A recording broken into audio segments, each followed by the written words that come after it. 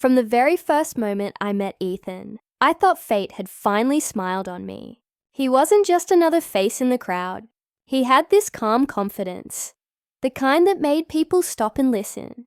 His smile carried assurance, and his voice had this rare mix of passion and clarity that could turn even the most ordinary idea into something extraordinary. I met him on a humid Thursday evening during a business networking event. I wasn't supposed to be there for long, just to assist my manager, take notes, and leave quietly like I always did. But fate had different plans that night. Ethan stood near the coffee table, explaining his startup idea to a small group of investors. He spoke with so much energy that even those walking by paused to listen. I remember thinking that he actually believed in what he was saying, and that belief made him magnetic. Somewhere in the middle of that crowd, our eyes met. He smiled. Not the kind of polite smile people give out of courtesy, but a genuine one that felt almost personal. Later that evening, he walked up to me and said, "You looked bored. I thought you could use better company." I laughed, and that small, unexpected conversation stretched into 2 hours of talking about dreams, ambition, and the hunger to create something meaningful. At that time, I was tired of my life. My job paid the bills, but it also drained me every single day. I had ideas that no one took seriously, and no matter how hard I tried, people kept reminding me of my limits. They said I was too young, too emotional, too unrealistic. But Ethan didn't see me that way. He listened like every word I said mattered. When I told him how trapped I felt, he leaned closer and said, "You're not meant to work for others. You're meant to lead." Those words sank deep. They became the voice I heard every time I doubted myself. Soon, Ethan and I started meeting more often. At first, it was about business, brainstorming ideas over coffee, sketching plans on napkins. But those meetings started turning into late-night phone calls, filled with excitement, hope, and something that felt dangerously close to love. Before I knew it, he had become the person I turned to for everything. He inspired me, motivated me, and made me believe I could achieve things I never dared to imagine. Together, we decided to take a leap of faith and start our own company. I focused on the creative side, branding, design, marketing, while he took charge of the clients and finances. Our small apartment became our office. The living room was filled with sticky notes, coffee cups, and half-eaten pizza boxes. We worked through nights, living on caffeine and adrenaline.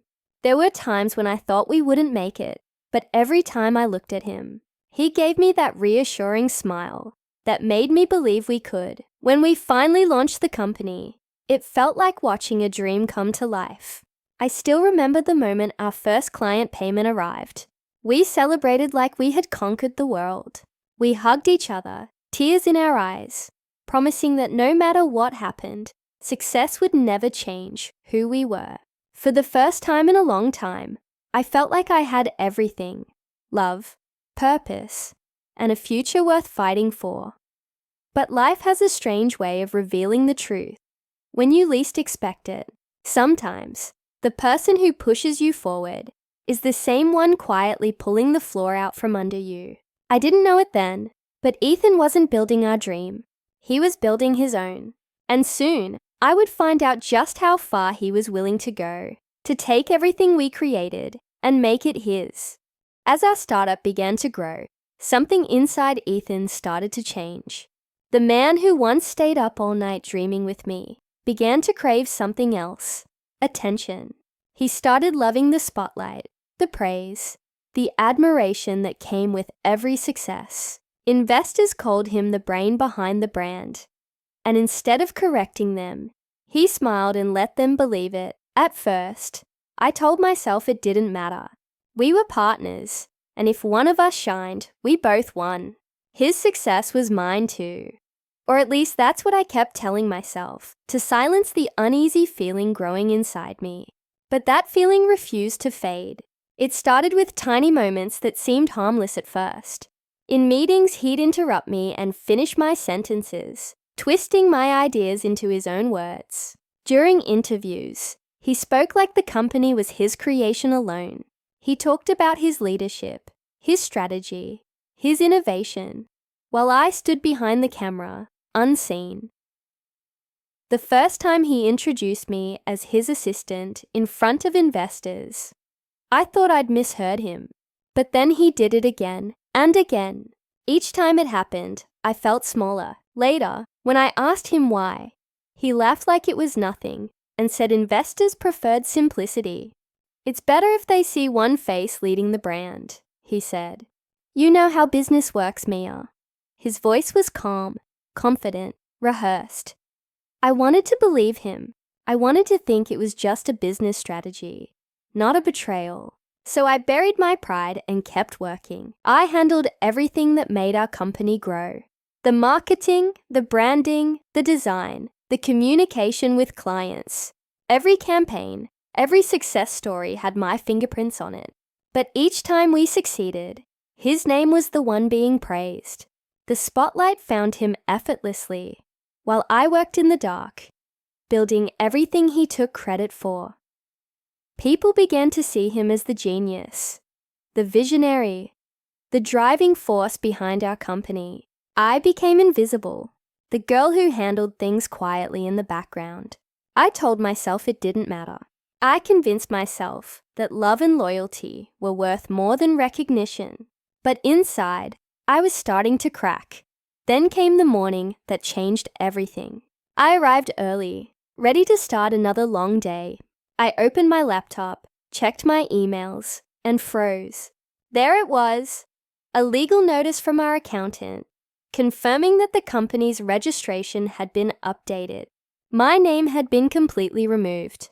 At first, I thought it was a mistake.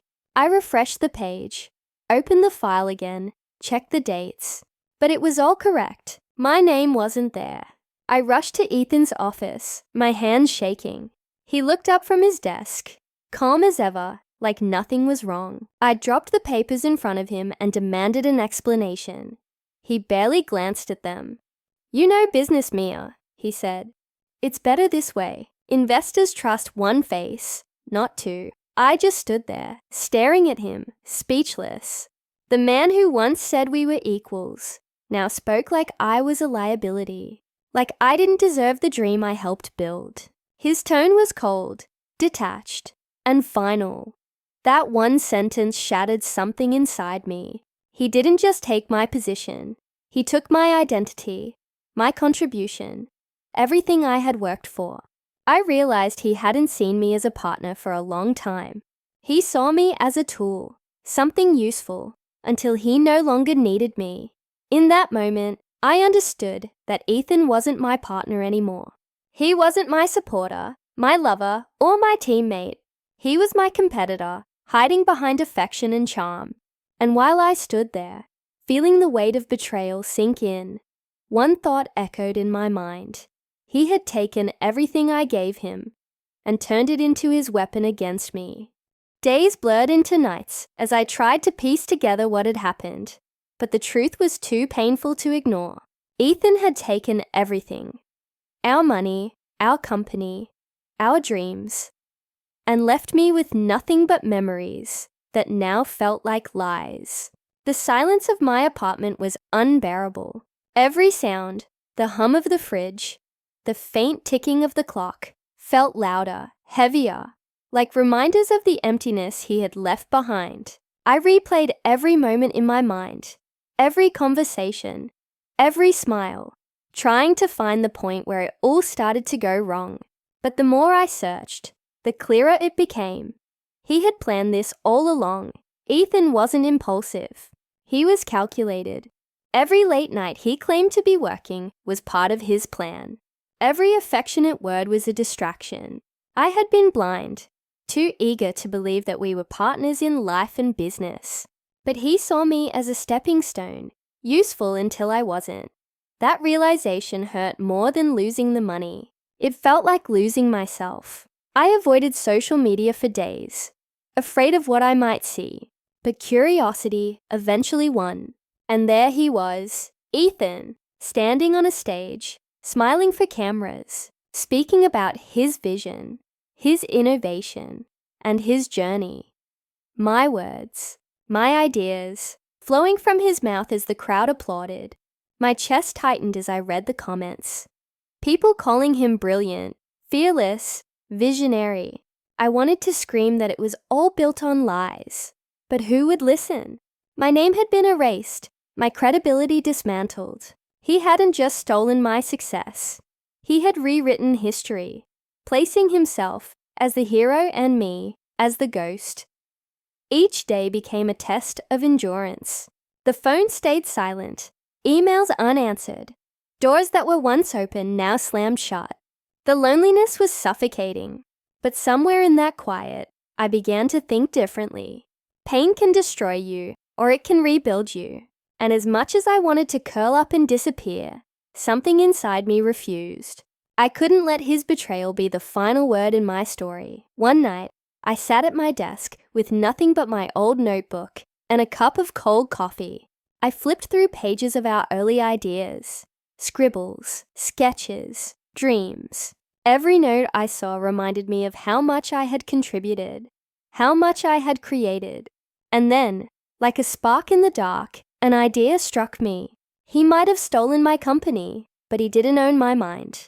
The creativity, the vision, the strategy, they were still mine. He couldn't steal what lived inside me.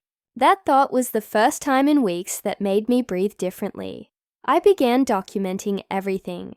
Every email, every message, every file that proved what we had built together. Not out of desperation, but precision. I didn't know yet what I was going to do with it, but I knew I was building something powerful. Revenge wasn't about anger anymore.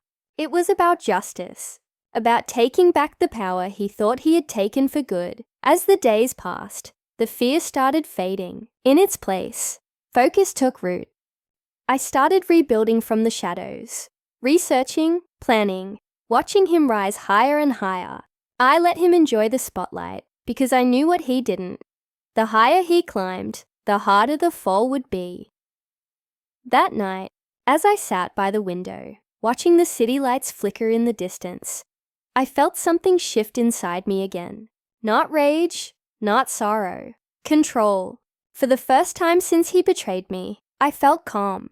Ethan thought he had silenced me, but what he really did was give me purpose. And this time, I wouldn't be the naive girl who believed in love. I would be the woman who knew how to strike back. Quietly, smartly, and without warning. He had written the first half of our story in lies. Now it was my turn to write the ending. And when I did, the whole world would know who truly built the empire he claimed as his own. Revenge was never about anger for me. It was about control, about precision. I didn't want to scream, argue, or expose him publicly. That would have made me look desperate, emotional, weak. I wanted something quieter, sharper, something that would make him question how everything he built started slipping away without him even realizing it. I wanted to take back what he had stolen. My name, my work, my pride. And I wanted to do it on my own terms. So I disappeared. Not physically, but digitally. I deleted old profiles, closed my personal accounts, and re-emerged under a new identity. A name no one could connect to Mia, the woman Ethan betrayed. I built a new email, a new portfolio, and started freelancing again. Small projects at first, then bigger ones as my reputation under that name grew. It felt strange at first, working behind a mask, but freeing too. I wasn't weighed down by the past anymore. I was invisible, untouchable. I threw myself into work, learning every new marketing tool, every AI trend, every technique I'd once wished I had time for. I studied analytics, audience psychology, and brand strategy until my notebooks were filled with notes and my nights blurred into mornings. It wasn't about money anymore. It was about building a weapon, and that weapon was knowledge. The more I learned, the more powerful I felt. Within 6 months, I had a small but loyal list of clients who trusted me completely. They loved the results I gave them. Clean, effective campaigns that actually converted. Some even called me brilliant. The irony wasn't lost on me. I was rebuilding my career from ashes, and the man who thought he'd burned me out of existence had no idea I was alive and thriving right under his nose. But I wasn't satisfied yet. Winning wasn't enough. He had to lose. So I started studying him, his company, his branding, his tone of voice online. I watched every interview, read every post, analyzed every word. I could see the patterns instantly, the same ones I had helped him create. He was still living off my old ideas, recycling my concepts, dressing them up with his charm. It was almost pathetic, but beneath the surface of his success, I saw something more dangerous: weakness. He had grown arrogant. Employees were leaving quietly. Clients were complaining about poor communication. I even found a few posts online hinting at unethical behavior within his company. His empire wasn't built on brilliance anymore. It was built on fear and ego. That's when I realized where to strike. If his strength was his image, then that's exactly where I'd hit him. I started a small digital brand. Nothing flashy, just a clean and professional presence. I began posting free marketing insights, real data-backed case studies, motivational content that spoke directly to the same audience he targeted. But where his tone was self-centered, mine was helpful, honest, human. People noticed the difference immediately. Comments started pouring in, shares multiplied. My content was being quoted on forums, reposted by influencers, and referenced by small business owners who loved the authenticity. Within a few months, my brand name started appearing in the same search results as his company. Slowly, his audience began trickling toward me, curious at first, then loyal. I didn't have to expose him. His own behavior did that for me. Clients who left him came to me unknowingly, praising the honesty of my work, never realizing I was the woman he'd betrayed. Some even compared my style to his early days, the ones I had built. It was poetic in a way. He was losing to the same skill set he once exploited. Each time I closed a new deal, I imagined the look on his face when he'd finally realize who had been taking his clients, his recognition, his glory. But I didn't rush it. True revenge isn't loud, it's patient. It's in every small victory, every silent win, every little piece of his empire that begins to crumble without warning. And as my new brand continued to rise, I knew one thing for sure. I wasn't just taking back what he stole. I was building something stronger, something untouchable. This wasn't the end of my story. It was just the beginning of his downfall. The email came late one evening, buried between invoices and client updates. At first, I didn't believe what I was seeing. An invitation to speak at the biggest tech conference of the year. It was the same event Ethan and I had once dreamed of attending, back when everything still felt pure and full of promise.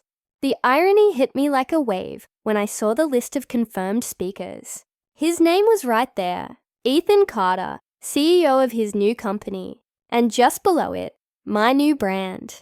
2 different names, 2 different lives, one unfinished story. For a moment, I sat staring at the screen, feeling the weight of everything that had led to this point. The betrayal, the silence, the rebuilding, the quiet victories. Now it was all converging into one moment that I hadn't planned, but was more than ready for. I accepted the invitation without hesitation. The time for silence was over. When the day arrived, the conference hall shimmered with expensive suits, camera flashes, and that electric tension that only ambition can create. I walked in calmly, my posture straight, my confidence unshakable. I wasn't the same woman he had broken. I was the woman who had rebuilt herself piece by piece. While he was too busy admiring his reflection, my new identity had given me power. My success had given me freedom. He didn't recognize me at first. I stood just a few feet away, listening to him talk to reporters, his voice smooth, his laugh calculated. He still had the same confidence, the same charm, but to me, it all sounded hollow now. And when my turn came to speak, he looked up, and for the first time in a long while, I saw confusion flicker in his eyes. I took the stage without rushing, letting the crowd settle as I adjusted the mic. The lights were bright, the room was still, and every heartbeat echoed in the space between us. My presentation wasn't about him. It was about truth, about innovation, about building something real. Slide after slide, I showed my company's methods, strategies rooted in honesty, creativity, and results that spoke louder than any hype. As I spoke, I saw faces shift in the audience. Small expressions of surprise, realization, discomfort. Every chart I presented, every example I shared, was a mirror reflecting the flaws of his empire without naming him. My data exposed inconsistencies in campaigns like his, manipulative tactics that only short-term thinkers used. I didn't accuse him directly. I didn't need to. The truth was right there, hidden in plain sight, and the audience was sharp enough to see it. I talked about ethics in marketing, about integrity, about what happens when companies value fame over honesty. I spoke slowly with precision, my voice calm but cutting. I wasn't angry anymore. I was surgical. Each word was deliberate, each sentence crafted to hit where it hurt. Not his heart, but his pride. By the end, the room had gone utterly silent. Even the sound tech in the back stopped fidgeting. I closed with one line that wasn't rehearsed, but came from somewhere deep inside me. A brand built on truth doesn't need to compete. It simply lasts. The applause started slowly, then built until the entire hall was on its feet. Reporters began whispering, phones flashing, tweets flying. I stepped down from the stage, my hands steady, my expression neutral. But inside, something fierce and powerful burned. The satisfaction of justice, delivered without a single lie or outburst. Across the room, Ethan sat frozen. His forced smile was gone, replaced by something hollow. His eyes darted from face to face as people turned toward him. Some whispering, others avoiding eye contact altogether.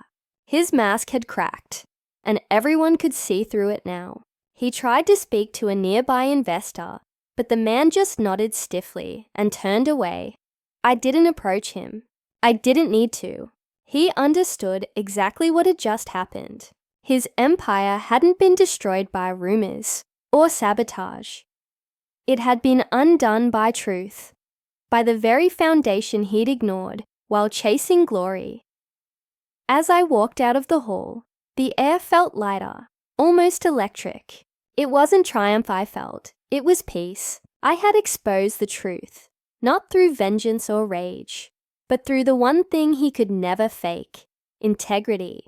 And in that moment, I realized my revenge was complete. I hadn't just taken back what he stole. I'd proven that the truth, no matter how long it's buried, always finds its way to the surface. It all began to unravel faster than anyone could have predicted. The fall wasn't dramatic at first. It started with quiet whispers in boardrooms, subtle changes in tone during investor calls, and emails that went unanswered.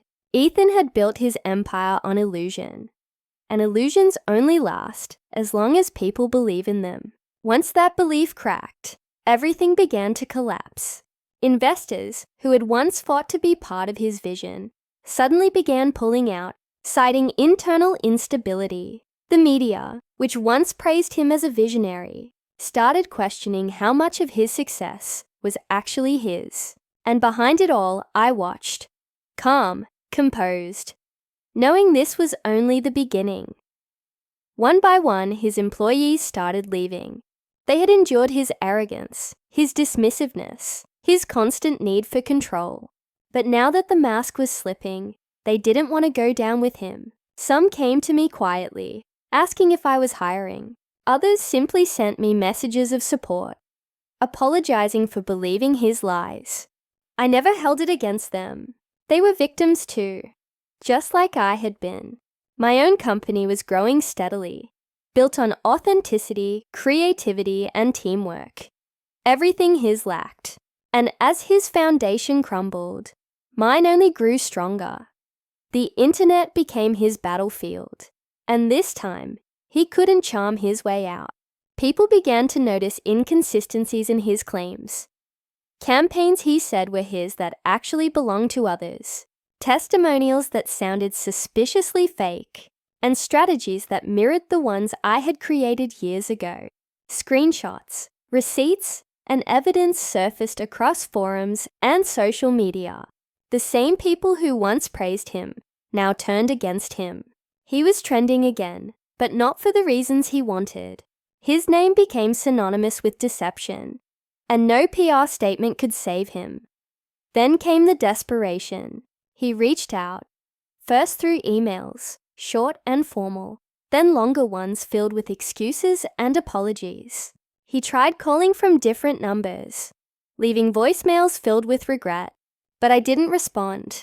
He had chosen silence when I begged for answers. And now I was giving that silence back to him. When he showed up at my office, unannounced, I didn't go out to see him. I watched from my window as he stood there, looking smaller than I had ever seen him. The same man who once thought he was untouchable now looked lost, defeated, and hollow. After a while, he left, and with him went the last piece of the life we once shared. I didn't feel triumph. I didn't need to shout or gloat or prove anything to anyone. The satisfaction didn't come from watching him lose everything. It came from knowing I didn't need to destroy him to win. He did that all by himself. My silence, my progress, and my success became the loudest form of revenge possible. Every milestone I achieved, every client who chose to work with me, every message from someone inspired by my story. They were all reminders that I had rebuilt myself stronger than before.